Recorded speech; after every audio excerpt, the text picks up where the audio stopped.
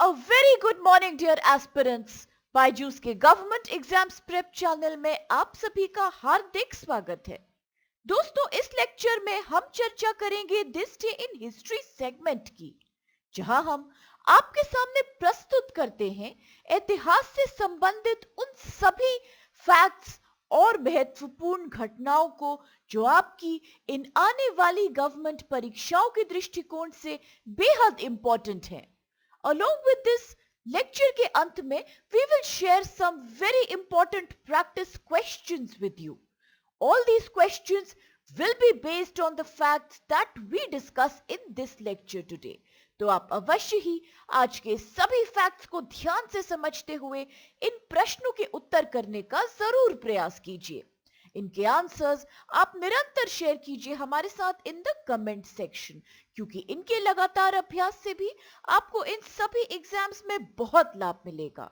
तो आइए फ्रेंड्स, अब शुरू करते हैं 19 मई अर्थात आज के दिनांक से जुड़े हमारे सभी इंपॉर्टेंट ऐतिहासिक फैक्ट्स की।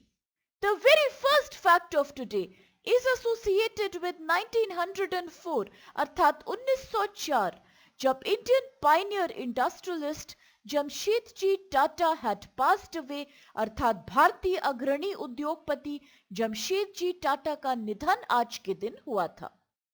इनका पूरा नाम था Jamshedji Nusserwanji Tata and he was an Indian pioneer industrialist who was instrumental in finding the Tata Group, India's biggest conglomerate company.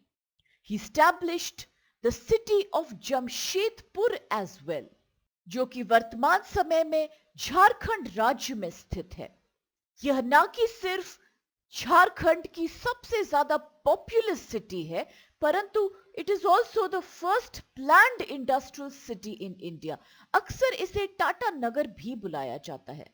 इन्होंने अपने करियर की शुरुआत में इन 1868 एक ट्रेडिंग कंपनी का संगठन किया था that later evolved into the famous Tata Group. In 1872 he focused on cotton manufacturing और इसी कारण कई मिलें स्थापित करी in Nagpur, Bombay and Kurla. In 1874 he floated the Central India Spinning, Weaving and Manufacturing Company in Nagpur. इनके द्वारा मॉडर्न इंडस्ट्री का फाउंडेशन ले करने के कारण इन्हें अक्सर legendary father of Indian industry नाम से भी बुलाया जाता है। Jamshedji Tata had also planned for Bombay area hydroelectric power plants that later became the Tata Power Company in 1906. Jamshedji ने अन्य कई कमर्शियल वेंचर्स भी शुरू किए थे, जिनमें शामिल था the Taj Mahal palace that was India's first luxury hotel. वह भारत के स्वतंत्रता संग्राम के दौरान चल रहे स्वदेशी एंड बॉयकॉट मूवमेंट से भी बेहद प्रभावित थे और इसी कारण इन्होंने अपनी नई कॉटन मिल इन बॉम्बे का नाम स्वदेशी मिल रखा था। एक जाने माने फिलैंथ्रोपिस्ट के रूप में इन्होंने स्थापित किया था the J.N. Tata Endowment in 1892, which encouraged Indian students to pursue higher education.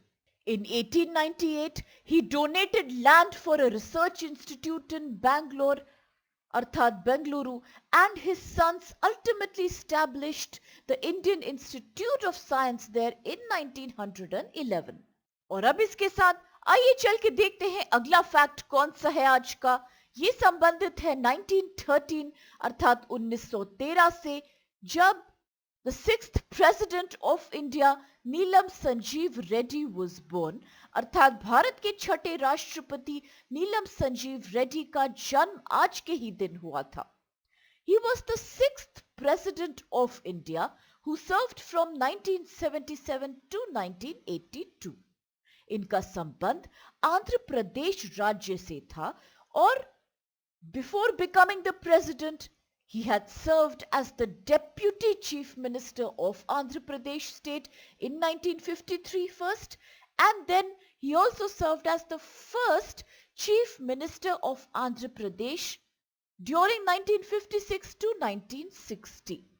जब ये भारत के राष्ट्रपति चुने गए Though at the age of 64, he had become the youngest ever person to be elected as the President of India. यह भारत के स्वतंत्रता संग्राम में भी सक्रिय थे and he had participated in the 1942 quit India movement, जिसके कारण इन्हें ब्रिटिश सरकार द्वारा जेल में डाल दिया गया था. And he had also served as the president of Indian National Congress 3 times during its Bangalore, Bhavnagar and Patna sessions. He also served as the 4th Speaker of Lok Sabha during 2 separate terms, one in 1967 to 1969 and another in 1977 March to July 1977. यहाँ ये भी अवश्य याद रखिएगा कि आंध्र प्रदेश राज्य से बनने वाले पहले प्रेसिडेंट थे.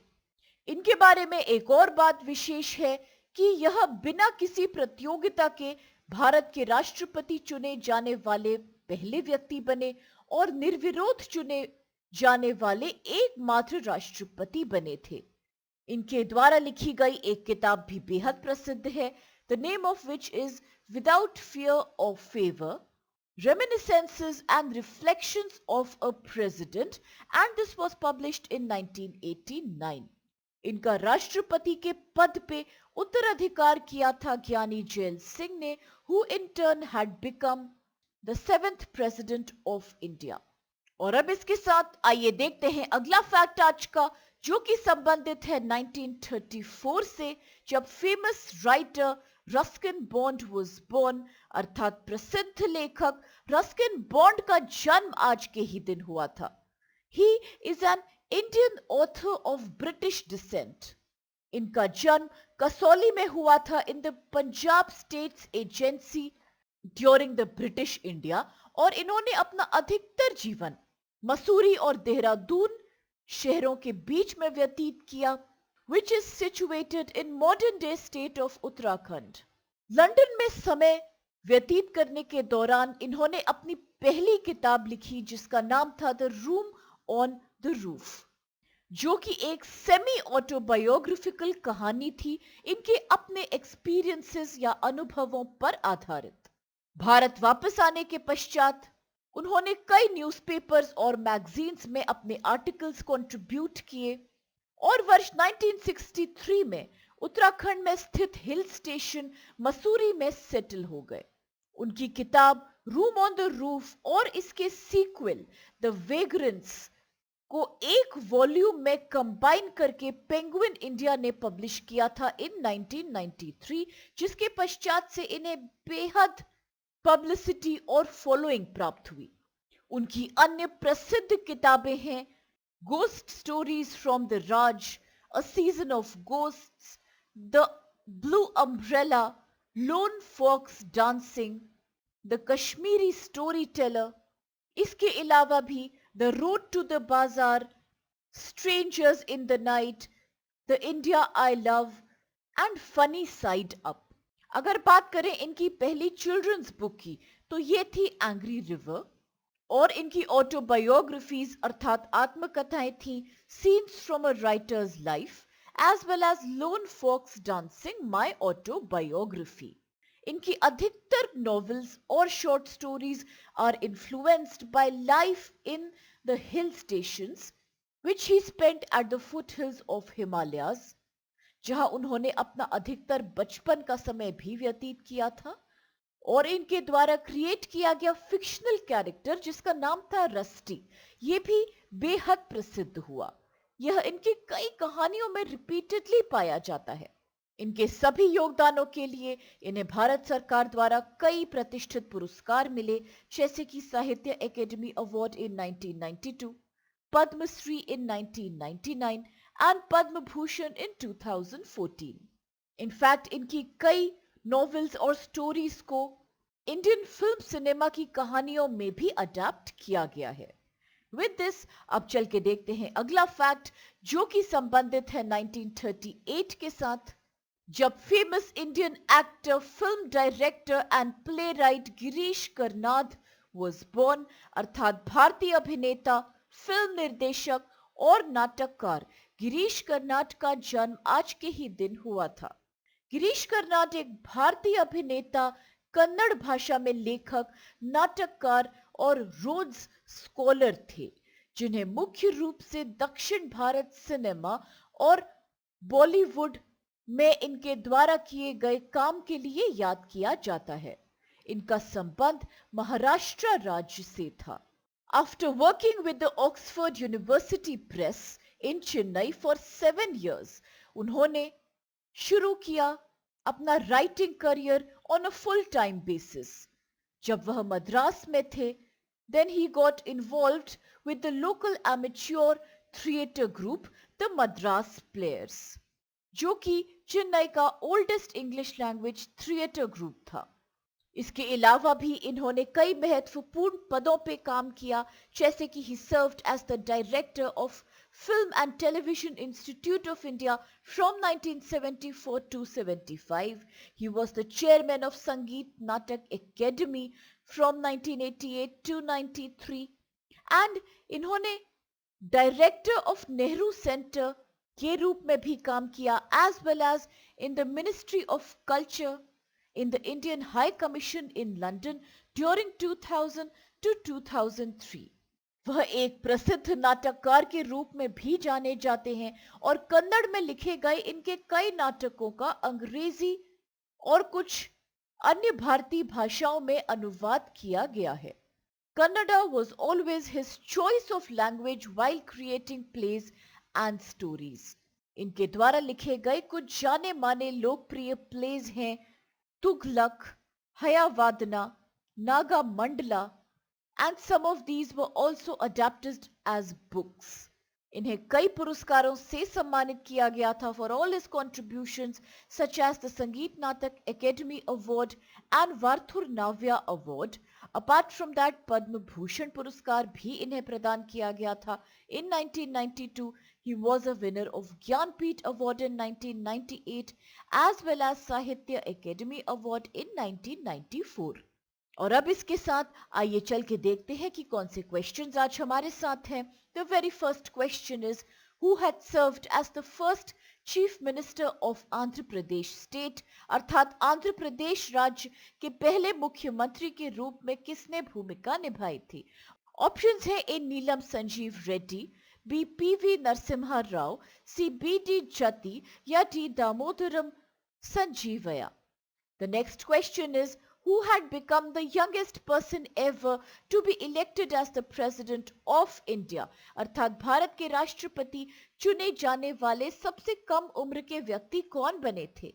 ऑप्शंस में जो नाम है वो है A V Giri, B B D Jatti, C Neelam Sanjiva Reddy या D K R Narayan. The third question is, who is the author of the famous book Room on the Roof, अर्थात रूम ऑन द रूफ नामक प्रसिद्ध पुस्तक के लेखक का नाम आपको बताना है। ऑप्शंस है A R K Narayan, B Khushwant Singh, C Ruskin Bond या D Sudha Murthy. With this the चौथा question is, who was the writer of the famous book and play Hayavadana, अर्थात प्रसिद्ध पुस्तक और नाटक हयावादना के लेखक का नाम आप प्लीज बताइए।